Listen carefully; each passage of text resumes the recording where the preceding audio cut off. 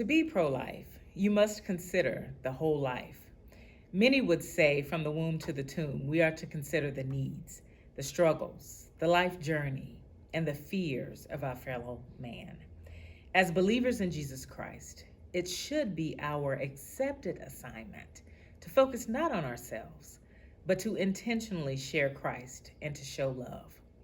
I have the privilege to serve as the Executive Director of Women's Missionary Union of Texas, or WMU of Texas, where we walk alongside churches or individuals as they seek to serve through missions discipleship.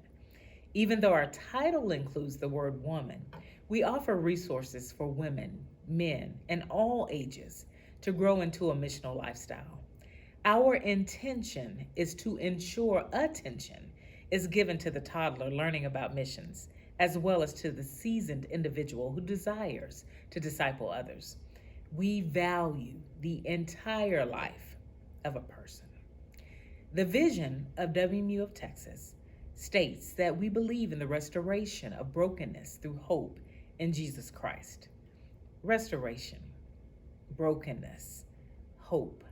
Keywords that might describe us or our needs at any stage of life, any of us.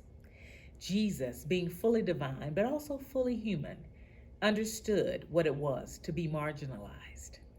He stood with the weak, advocated for those judged unfairly. He walked alongside those who may have felt wounded by society. He took the role of servant and saw the hurting people around him. Even though he knew the sheep would be scattered after his death, he prayed for them and all who would hear their message. Jesus showed us through his perfect example that human life is valuable. We can read in Genesis chapter 1, verse 27, that God created man in his own image, being created in the image of God with a capacity for moral and rational awareness shows a deep value of human life. The Bible also reminds us that we are to advocate for one another.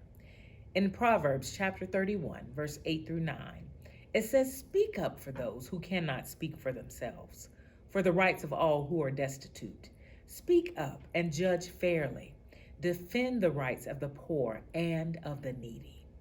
From the womb to the tomb, we are to respect life.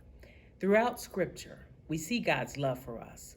Psalm chapter 127, verse 3 says, "Behold, children are a heritage from the Lord, and the fruit of the womb is a reward." Romans chapter 5, verse 8 says, "But God shows his love for us, and that while we were still sinners, Christ died for us." John chapter 10, verse 10, "I have come that they may have life and have it to the full." And finally, in Isaiah chapter 46, verses 3 through 4, God spoke saying, "Listen to me, O house of Jacob, all the remnant of the house of Israel, who have been born by me from before your birth, carried from the womb, even to your old age, I am he, and to the gray hairs I will carry you. I have made and I will bear, I will carry and will save." From the womb to the tomb, God carries us. He sustains us. God cares. I am often challenged by what I see: disparities, overwhelming advocacy for those in the womb, but an underwhelming advocacy shown after birth. I am convinced that truly being pro-life means advocating for life at all stages.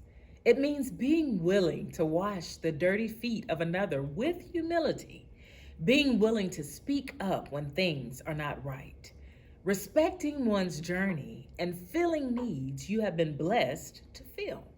In essence, we are to first love the Lord our God, and second, we are called to love our neighbors as ourselves.